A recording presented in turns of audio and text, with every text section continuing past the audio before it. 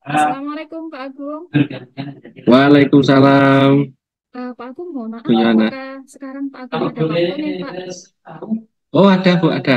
Iya, ini Eh, saya mau ada hal yang ingin saya bicarakan nih dengan Pak Agung. Saya pengen curhat gitu Pak. Monggo Bu, silahkan. Permasalahan apa yang mungkin kita sama-sama bisa menyelesaikan masalah tersebut ya Bu? Nih. Monggo silakan Bu. Ada Iya, permasalahan apa Bu Yohana? ini Pak Agung, saya itu punya murid di kelas saya. Jadi sebut saja namanya Bunga gitu ya Pak. Nah, Iya. Bunga ini em, dulunya itu siswa siswi di SD swasta Pak. Nah, kalau di SD swasta kan notabene-nya yang kita ketahui eh, anak ini bayar gitu kan, bayar SPP. Nah, ketika SMP itu masuk di sekolah saya. Nah, sekolah saya kan negeri. Sama sekali tidak ada pungutan biaya SPP. Namun, ketika ini konsepnya adalah seikhlasnya ya, Pak ya. Iya.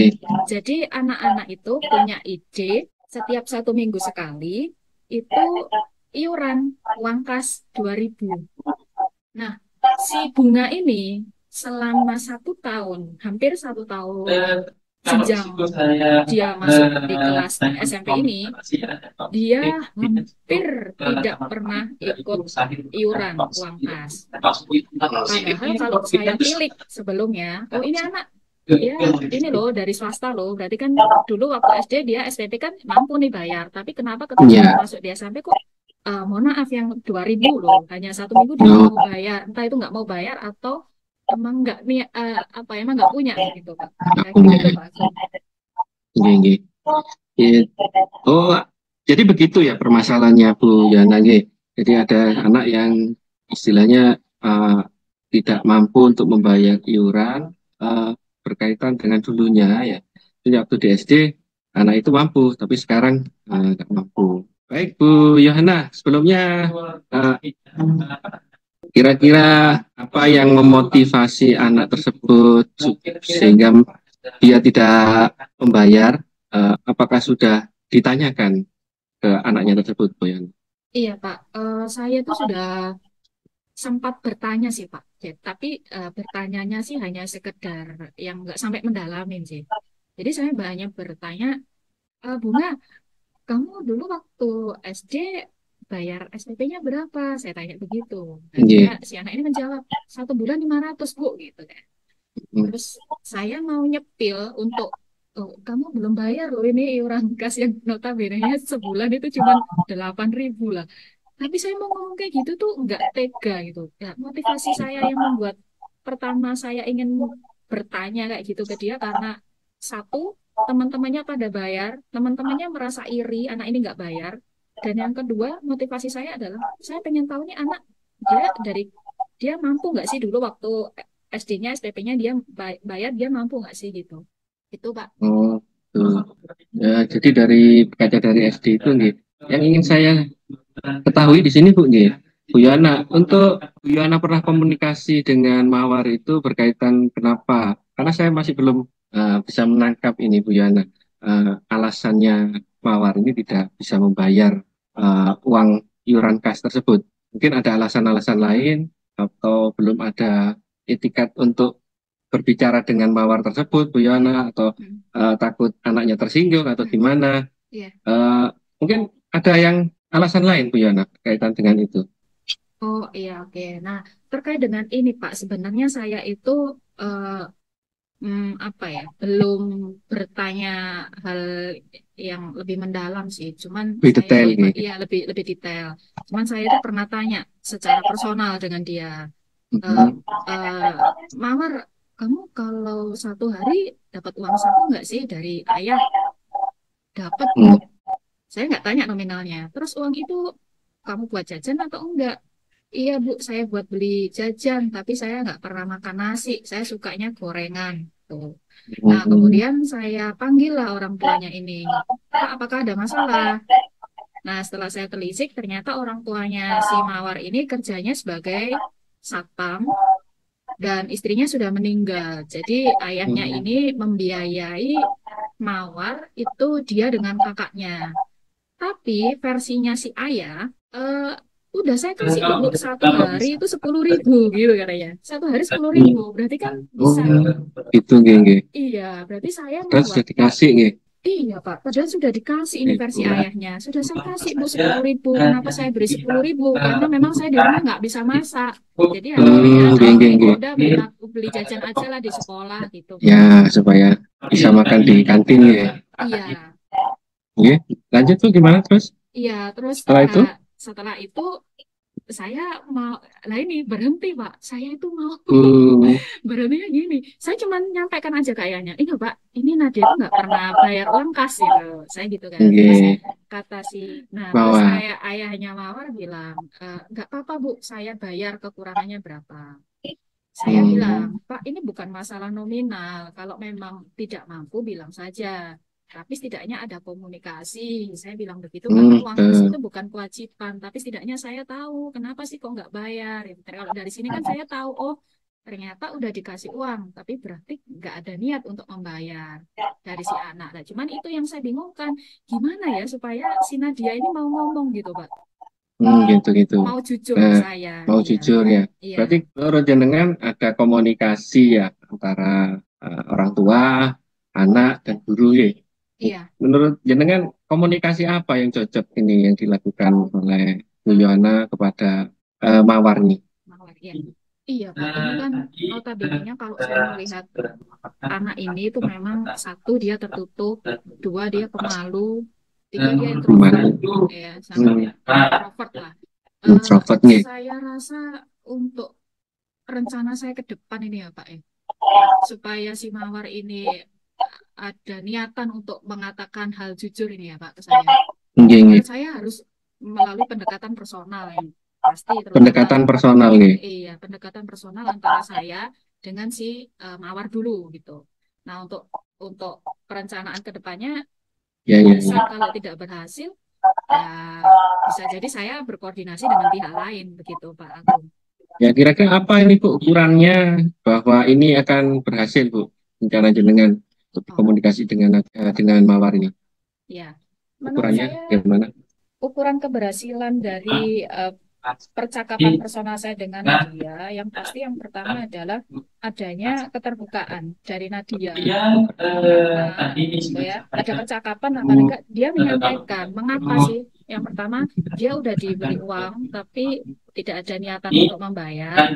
Uh, dan selanjutnya, kalaupun misal memang dia merasa uang sakunya itu ngepres gitu kan, paling enggak dia bisa menyampaikan dengan lugas, dengan terbuka, dengan enak. Bukan. Maaf, paling enggak, maaf saya tidak bisa membayar, Bu. Sama seperti teman-teman lainnya yang tidak mampu untuk membayar uang kas dan mereka jujur kepada saya. Itu yang saya harapkan, Pak, dari indikator Oh, keberhasilan itu.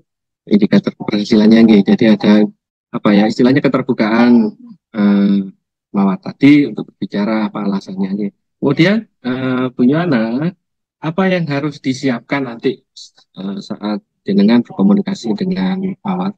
Kira-kira apa saja Bu ya. yang disiapkan?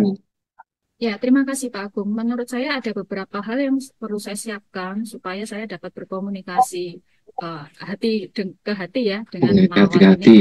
Yang pertama saya harus mencari timing yang tepat. Anak ini moodnya Timingnya tepat. bagus, ya mood yang bagus. Misal saya sebelum pembelajaran dimulai, jadi di sekolah saya itu ada pembiasaan Pak. Mungkin saya bisa memanggil Nadia ini di jam pembiasaan. Jadi sebelum pembelajaran dimulai. Harapan saya ketika saya memanggil siswa ini, moodnya masih bagus ini, pagi hari gitu masih bagus gitu Pak. Nah, itu persiapan saya Kalau pagi hari. memanggilnya pagi hari. Ya, yang kedua, saya juga pasti akan meminta izin, mohon izin dulu kepada ayahnya ya, terutama. Biasanya saya akan mengkonfirmasi nih, Putri jenengan akan saya panggil, gitu ya, bukan untuk tekan-tekan minta uang, tapi setidaknya ada pembicaraan, ada hati gitu. Kemudian yang persiapan selanjutnya adalah saya perlu menyampaikan permasalahan ini dengan pihak BK. Karena memang dalam menyelesaikan masalah ini tidak bisa kita hanya apa ya, hanya menjalankan apa ya, menjalankan atau menyelesaikan masalah ini hanya person saya saja, tapi harus berkolaborasi dengan pihak lain.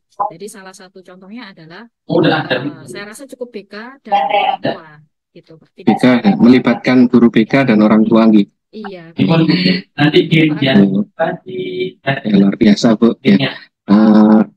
Kemudian ini setelah persiapan yang sudah jenengan susun tadi, berbicara pada pagi hari supaya moodnya enak ya mungkin ya.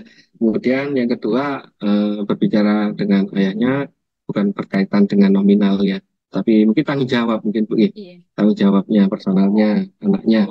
Kemudian yang ketiga koordinasi ya dengan guru BK atau berkolaborasi mungkin ya. Berkolaborasi dengan guru BK dan ayahnya berkaitan dengan perilaku anaknya tadi supaya ada alasan yang jelas dan merubah sikapnya tersebut. Karena mungkin kalau saya tangkap di sini anaknya itu kurang jujur gitu, kurang jujur karena bapaknya kurang jujur, ada tidak kejujuran gitu. Terima kasih Bu. Kemudian untuk perlu enggak Bu perkembangan atau dikembangkan lagi agar bisa mencapai tujuan jenengan tadi untuk menghadirkan siswanya bisa berdialog dan menemukan solusi. Kira-kira ada enggak yang perlu dikembangkan lagi? Baik Pak Agung, menurut saya itu yang perlu dikembangkan adalah hubungan yang ikatan ya, ikatan karena memang kebetulan saya wali kelasnya, jadi ikatan hubungan antara saya bukan sebagai wali kelasnya ya, dianggap aja sebagai teman yang bisa memberikan rasa nyaman, rasa aman ketika berbincang dengan karena dengan Mawar, karena si Mawar ini pasti ada perasaan, saya kemungkinan ya ada perasaan dengan itu saya takut. Jadi memang untuk pendekatan personalnya ini saya rasa nggak bisa hanya satu kali, pasti sebelum masuk ke pembicaraan gomnya itu harus sebelumnya ada pendekatan supaya ikatan antara saya dengan si Mawar ini terjalin hubungan seperti pertemanan yang enak. Harapannya supaya si Mawar bisa dapat menceritakan paling nggak kesehariannya lah kepada saya, begitu Pak Agung.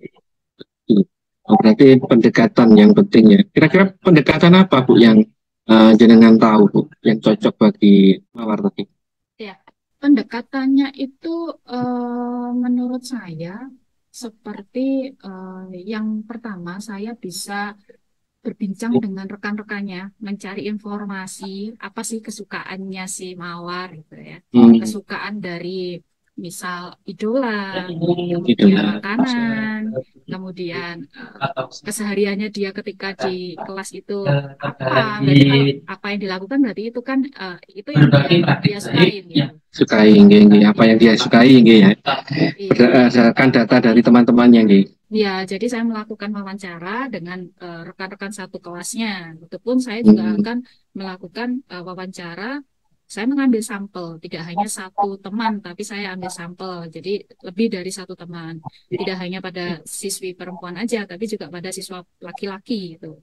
Kemudian selain itu pendekatan saya rasa sementara itu aja ya Pak ya. Jadi yang pertama adalah studi kasus gitu ya. Studi kasus ya betul ya. Kecil-kecilan gitu. Ya, studi kasus itu Bu, berkaitan dengan pengambilan data atau sampel tertentu. Iya. Bagus itu Bu pendekatannya. Saya gali lagi ya, kayaknya pendekatan yang Ibu lakukan ini sangat cocok ya, karena saya dengar tadi kalau Mawar ini introvert. Anaknya yang kurang apa ya, istilahnya kurang lepas dalam menceritakan sesuatu ya, karena anak introvert itu cenderung lebih menyukai aktivitas yang hanya dia senangi saja. Jadi kalau secara sosial berteman dengan yang anak-anak yang lain itu kayaknya mereka tidak suka ya, sebenarnya itu menyendiri. Ya bagus itu dengan menggali informasi berkaitan dengan kesukaannya, apa yang tidak suka, kemudian kegiatan dia di kelasnya itu bagaimana. Nah, itu jadikan apa bahan Bu nih sebagai wawancara nanti di saat jenengan melakukan apa ya istilahnya percakapan atau dialog kecil dengan Mawar sehingga jenengan bisa menemukan solusinya. Kemudian kira-kira kapan ini Bu Yohana untuk melakukan aksinya jenengan ini berkaitan dengan Mawar tadi, percakapan dengan Mawar? Apa minggu depan? Oke. Karena yang pasti setelah ini anak-anak libur ya Pak ya. Jadi eh, hari masuk pertama Oh, siswa masuk, jadi tanggal 16 lah. Insya Allah akan saya oh, melakukan wawancara itu sementara. Jadi awal-awal ini oh saya gitu. akan melakukan wawancara dulu dan mungkin saya butuh sekitar ya 2 mingguan lah Pak untuk sampai Dua saya, mingguan. iya sekitar 2 minggu. 2 mingguan. Berarti setelah Lebaran gitu, Bu. Setelah Iya. Lebaran sekaligus halbi nih, halal bihalal. Kira-kira Iya Bu, Pak Agung. Bu, Bu Yana, apakah nanti ada siklus lagi? Mungkin pertemuan pertama, pertemuan kedua, atau hanya satu wawancara saja, pertemuan saja, Bu? Oh ya, oke Pak Agung. Saya rasa kalau untuk pertemuan personal dengan Najiyar ini pasti berkelanjutan ya Pak. Tapi Berkelanjutan. iya, Nggih, nggih. karena mengingat saya pun menyadari dalam diri saya sendiri, ketika saya merasakan apa ya, tidak ingin berbicara terbuka dengan orang lain itu enggak hanya dengan pendekatan satu kali aja, saya langsung terbuka gitu enggak. Jadi butuh waktu berkali-kali, Betul. butuh Ya, waktu berarti berkali-kali. secara Iya, rutin gitu, nggih. cara rutin. Nggih, nggih, nggih. Sehingga mungkin itu yang bisa membuat Mawar mungkin lebih rileks ya dalam Iya, mengutarakan pendapatnya kalau sering dilakukan gitu. iya. Nah, dari percakapan ini kira-kira kesannya apa Bu yang ingin jenengan dapatkan yang bisa menginspirasi jenengan tentang permasalahan jenengan, apa ini yang didapat ini? Nilai apa ini? Perasaannya jenengan setelah kita melakukan percakapan ini? Ya, terima kasih Pak Agung. Oke. Jadi menurut saya memang usia-usia anak SMP itu memang usia di mana mereka itu mencari jati diri gitu menurut saya. Oke. Nah, untuk ketika anak tidak mendapatkan perhatian penuh arahan ketika ada di keluarga, memang fondasinya itu semuanya dari keluarga. Apakah keluarga Oke. ini akan membentuk atau mengarahkan anak pada hal yang demokratis ataukah pada hal yang otoriter atau akan mengarahkan anak itu akan apa ya menebalkan perilaku anak yang menjadi anak yang tertutup itu semuanya memang berawal dari keluarga dan ini yang saya ambil pelajaran bahwasanya anak apa ya, menebalkan perilaku anak itu tidak hanya bisa dilakukan oleh pihak sekolah saja, tetapi harus berkolaborasi dengan berbagai pihak, terutama adalah keluarga. Karena notabene-nya yang kita hadapi adalah siswa. Kalau guru di sekolah itu hanya ya sekitar 8 jam lah kita bertemu dengan anak-anak, tetapi selebihnya itu ketemunya dengan orang tua. Begitu, Pak Agung. Ya, masih banyak pelajaran ya Bu ya yang kita ambil dari sini. Memang yang pertama itu kalau kita lihat semuanya berawal dari keluarga ya. Ya, Di keluarga itu yang menumbuhkan jati diri anak sehingga anak itu bisa berkembang sesuai apa yang ada pada lingkungan keluarganya. Kalau saya lihat memang seperti itu sama kayak Bu Yana. Memang hebat Bu. Luar biasa. Mungkin ada lagi Bu yang ingin Bu Yohana ceritakan?